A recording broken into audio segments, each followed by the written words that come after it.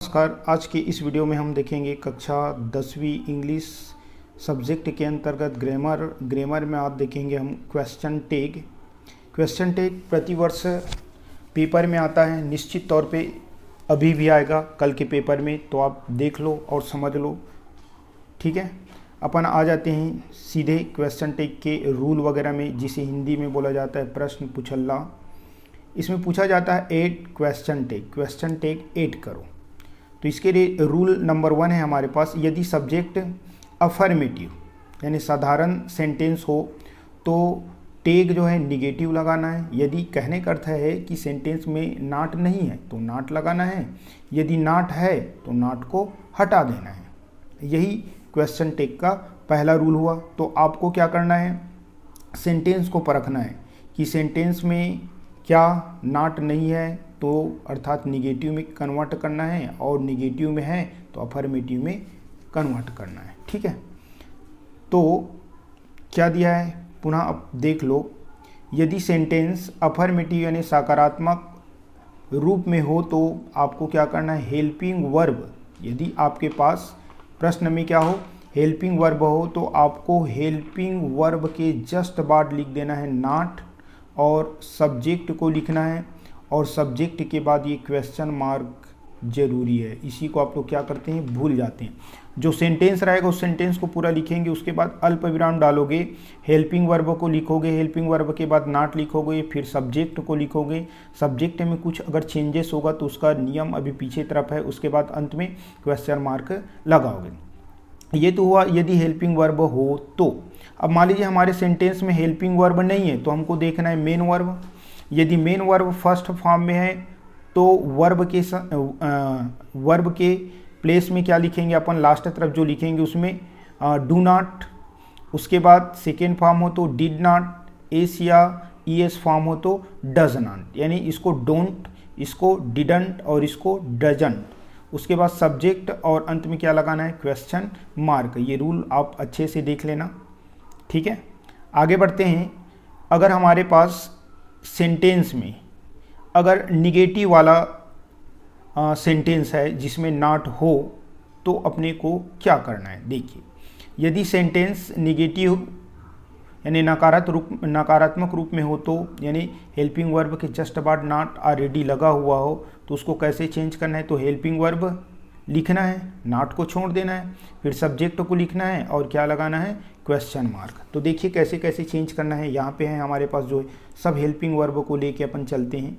जो हमारे पास 24 helping verb है, जैसे इज़ नॉट हो यानी इजंट के रूप में हो तो नॉट को छोड़ देना, इज बस लिखेंगे। अरेंट के रूप में हो तो आर लिखेंगे।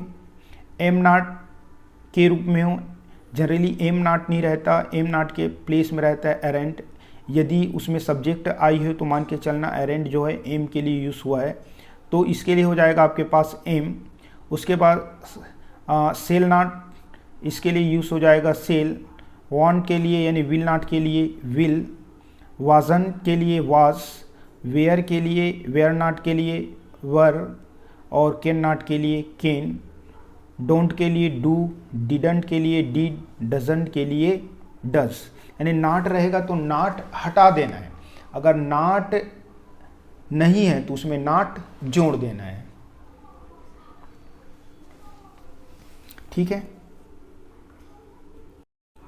चलिए ये अपन तो बता दिए, लेकिन इसमें आपको क्या याद रखना है कि जब भी आपके पास हेल्पिंग वर्ब के साथ नॉट रहेगा तो ये सेलेंट जो लिखा है ना, वो सेलेंट यूज़ नहीं होता बल्कि वांट यूज़ होता है। और यहाँ पे वांट रहेगा तो वहाँ पे सब्जेक्ट के आधार पे आप विल भी यूज़ कर सकते हैं और सेल भी यूज़ कर सकते हैं। ठीक है, अब सीधा हम आगे बढ़ते हैं, क्वेश्चन में आते हैं। इसमें कुछ सब्जेक्ट कैसे कन्वर्ट करना है ये पहले बता देते हैं। यदि सब्जेक्ट आपके पास क्या हो, ही हो, सब्जेक्ट अगर आपका ही है तो ही रहेगा, सी है तो सी ही रहेगा, ईट है तो ईट ही रहेगा, यू है तो यू, और दे है तो दे, इसमें कोई चेंजेस नहीं होगा। लेकिन अब आप देखिए, यदि सब्जेक्ट जो है आपका पुल्लिंग हो यानी पुरुष का नाम हो, जैसे मोहन सोहन, तो मोहन सोहन वगैरह ना लिख कर उसके जगह में आपको क्या लिखना है, सब्जेक्ट के प्लेस में ही। अगर स्त्रीलिंग हो, महिलाओं का नाम हो सीता गीता जो भी, तो आपको लिखना है सी। उसके बाद निर्जीव हो, जैसे द ट्रेन, द मिल्क, निर्जीव चीज़ आ जाए तो वहाँ पे लिखना है इट। उसके बाद प्लूरल नंबर आ जाए, बहुवचन, जैसे बॉय यानी सिंगल है और बॉयस आ गया तो वो आपका प्लूरल नंबर यानी बहुवचन। प्यूपिल, प्यूपिल यानी बहुत से लोग होते हैं तो वहाँ पे आपको दे का प्रयोग करना है, यानी पुरुषों के लिए ही, महिलाओं के लिए सी और निर्जीव के लिए इट। अगर बहुवचन हो तो क्या, दे का प्रयोग करना है। ठीक है, अपन आगे बढ़ते हैं, सीधे अपन क्वेश्चन में आ जाते हैं। इसी को आपको केयर करना है, इसी के आधार पे आपको नंबर पाना है। देखिए पहला, इट्स वेरी कोल्ड टुडे, ये हमारे पास क्वेश्चन है।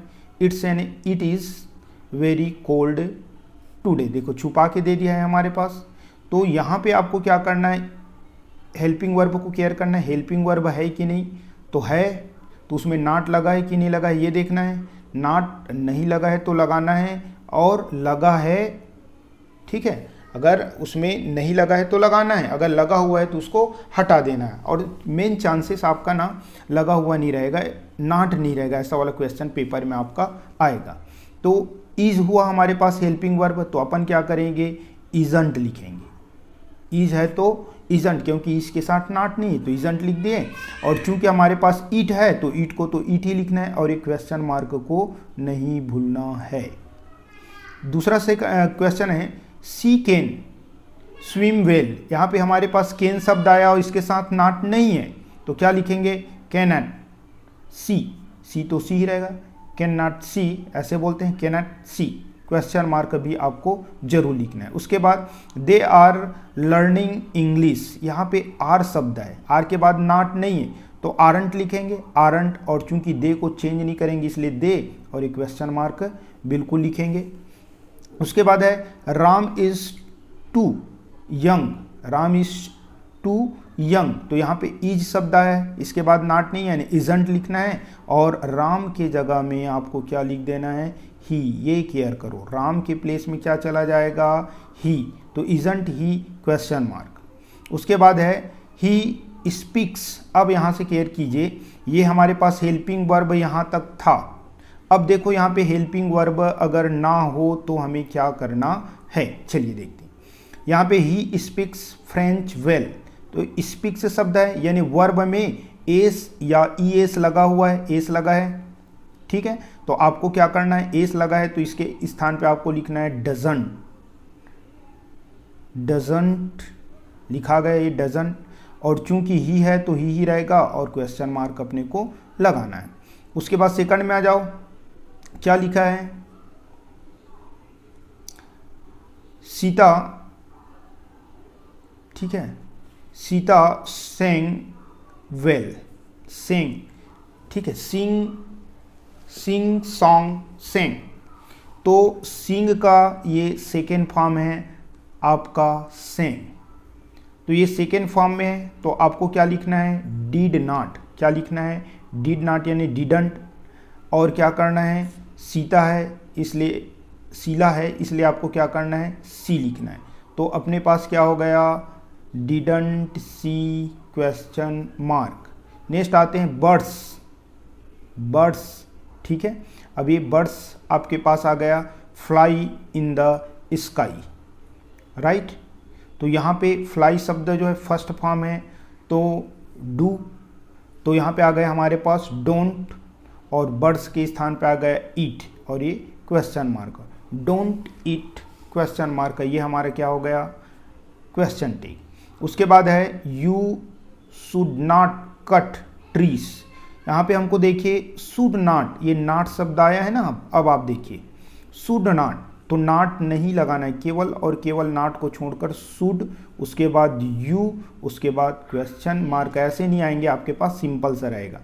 उसके बाद देखिए राज वॉन्ट बी टेक, ये देखो विल नॉट है तो नॉट हटेगा और केवल विल लिखना है और राज की जगह लिख देना है ही और एक क्वेश्चन मार्क। उसके बाद है मोहन डजंट वर्क हार्ड, तो डजन यानी डज नॉट है तो नॉट को छोड़ेंगे और क्या लिखेंगे, डज, और मोहन की जगह क्या लिख देंगे, ही और एक क्वेश्चन मार्क, ठीक है, क्वेश्चन मार्क नहीं भूलेंगे। और याद रखना हमेशा आपको शॉर्ट फॉर्म में ही लिखना है, नॉट शब्द यूज करके नहीं लिखना, डजंट, इजंट, आरंट ऐसे लिखना ही है, आगे बढ़ते हैं। तो ये है हमारे पास एक और question, the boys didn't go to Raipur. तो ये नॉट हटेगा तो यहाँ पे डिड चला जाएगा। द बॉयज प्लूरल नंबर है इसलिए दे, और एक हमारे पास क्वेश्चन मार्क, राइट। चलिए आगे बढ़ते हैं। ये इस प्रकार से जो आपके पेपर में जो आया है वो एग्जाम्पल यहाँ पे लेके चल रहा हूँ मैं, जनरली जो आया है। पहला है क्या, ही इज़ स्टिल स्लीपी।